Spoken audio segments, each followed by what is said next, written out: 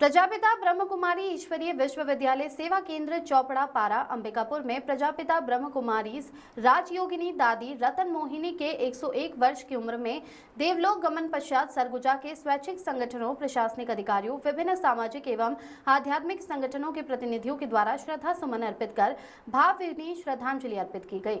ब्रह्मपिता ब्रह्म कुमारी ईश्वरीय विश्वविद्यालय सेवा केंद्र अंबिकापुर की मुख्य संचालिका विद्या दीदी ने राजयोगिनी दादी रतन मोहिनी को श्रद्धांजलि अर्पित करते हुए कहा कि नारी शक्ति के सबसे बड़े संगठन ब्रह्म कुमारी की मुखिया राजयोगिनी दादी रतन मोहिनी स्थापना से लेकर आज तक ब्रह्म कुमारी नारी शक्ति को वट वृक्ष बनने तक साक्षी रही है। राजयोगिनी दादी रतन मोहिनी ने मात्र 13 वर्ष की आयु में ब्रह्म कुमारी से जुड़कर जीवन पर्यंत तक समाज कल्याण हेतु अपने को समर्पित कर दिया। उनका जन्म 25 मार्च 1925 को सिंध हैदराबाद में हुआ था।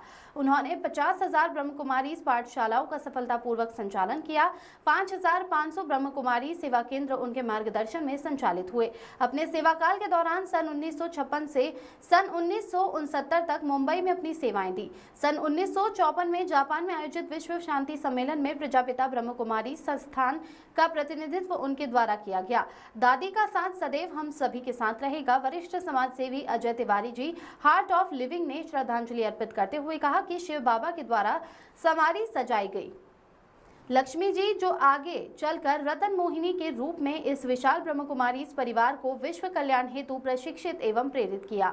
वरिष्ठ समाज सेविका सुश्री वंदना दत्ता ने कहा कि विश्व कल्याण हेतु मातृशक्ति को संगठित कर प्रशिक्षित एवं प्रेरित किया। ऐसी महान विभूति दादी रतन मोहिनी जी के अधूरे कार्यों को पूरा करना ही उनके प्रति हम सभी की सच्ची श्रद्धांजलि अर्पित होगी। पूर्व पार्षद भाजपा नेता रमेश जायसवाल, पूर्व पार्षद भाजपा नेता वरिष्ठ कर्ता राम गुप्ता जी, युवा समाजसेवी अंचल ओझा, सरगुजा साइंस ग्रुप एवं एजुकेशनल सोसाइटी युवा समाजसेवी विजय उपाध्याय, सन अध्यक्ष ओम फाउंडेशन, वरिष्ठ समाजसेवी अधिवक्ता विजय शंकर तिवारी, मुख्य ट्रस्टी राजेंद्र नाथ तिवारी फाउंडेशन, युवा समाजसेवी सुश्री सुनिधि शुक्ला, अध्यक्ष शियति सोशल वेलफेयर सोसाइटी, बी के भ्राता, बी एस कटिलारिया, बी के भ्राता, सुरेंद्र दुबे, विभिन्न सामाजिक संगठनों, आध्यात्मिक संगठनों, राजनैतिक संगठनों, प्रशासनिक अधिकारियों, कर्मचारियों, मीडिया एवं ब्रह्म कुमारी सेवा केंद्र से जुड़े साधकों ने राजयोगिनी दादी रतन मोहिनी जी को अपनी भावभीनी श्रद्धांजलि अर्पित की।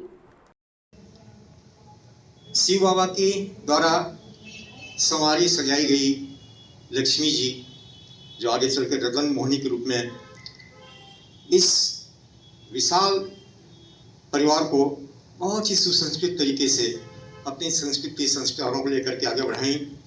उन्होंने अपने जैसे हजारों दीदी तुल्य लोगों को पूरे विश्व के कल्याण के लिए प्रशिक्षित किया।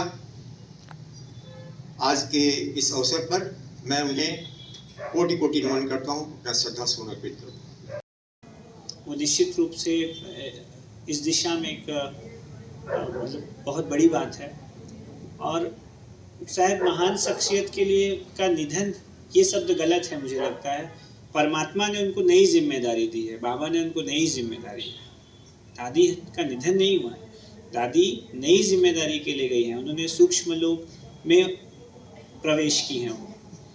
वो एक प्रकाश स्तंभ थी, वो साक्षात भगवान थी और उन्होंने और हमको बिल्कुल हम इस बात को समझें और माने कि दादी का साथ हमेशा हमारे साथ में है जैसे बाबा का साथ हमारे साथ में।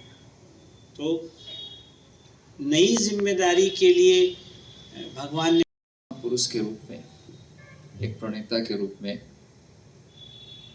जो दादी जी थी उनका देहावसान हुआ है। उनका पूरा जीवन वृत्तांत उन्होंने बताया। मानव समाज में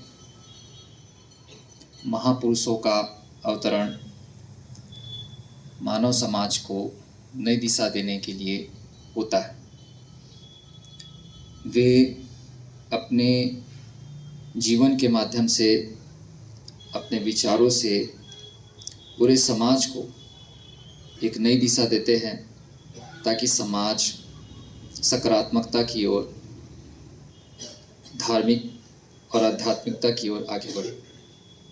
उसी दिशा में परम आदरणीय दादी जी का भी अमूल्य योगदान रहा। उन्होंने ब्रह्म कुमारी संस्था को ऊंची ऊंचाइयों तक लेकर के गए। साथ ही साथ मानवीय मूल्य, धार्मिक विचारों और जो आध्यात्मिकता है उसका मानव समाज में व्यापक प्रचार प्रसार किया।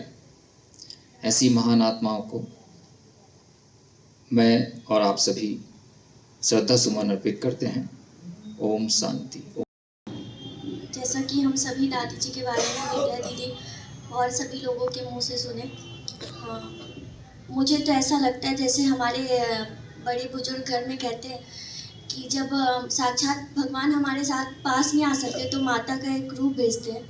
वैसे ही दादी जी का एक रूप था जो समाज को बहुत कुछ शिक्षा देके और बहुत कुछ बता के समझा के और उनके उज्जवल भविष्य के लिए वो आई थी हमारे बीच।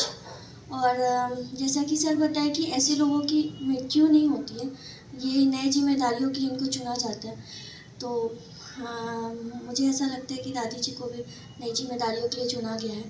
और इतना ही कह के मैं दादी जी के चरणों में श्रद्धा सुमन अर्पित करती हूँ। धन्यवाद। 2006 में युवा पदयात्रा ने Limca book of world record में नाम दर्ज किया।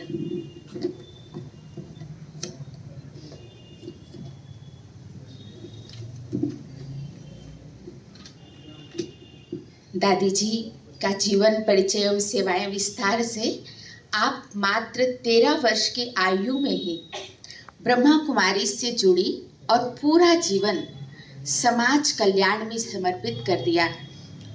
101 वर्ष की आयु में भी दादी की दिनचर्या ब्रह्म मुहूर्त 3:30 बजे से शुरू हो जाती थी।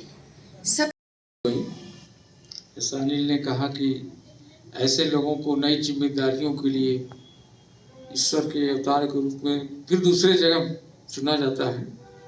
वास्तव में जो इनका जो व्यक्तित्व था, इनकी जो कार्यशैली थी, इनके जो आदर्श थे, पूरे विश्व को और नारी शक्ति को और समाज परिवर्तन में जो योगदान रहा है, पूरा विश्व इनको हमेशा याद करेगा।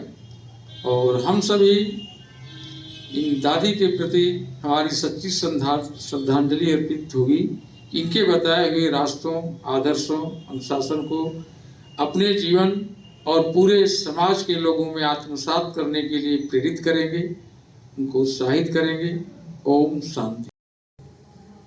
दादी जी के श्रद्धांजलि कार्यक्रम में हम सब उपस्थित हैं और जैसा दीदी ने उनके पूरे व्यक्तित्व के बारे में बताया और हम लोग भी लगातार ग्रुप में जो पढ़ते रहते हैं, आज इतने सारी बहनों को, महिला मातृशक्ति को प्रशिक्षण देने का काम वो किए हैं, जिसके चलते आज इतने सारे संस्थान, महिलाओं का एक समूह जो कि विश्व में एक अलग से पहचान बनाया है। ऐसी दादी को हम शरण वंदन करते हैं और इनके बताए हुए मार्गदर्शन पे आज इतनी सारी बहनें काम कर रही हैं।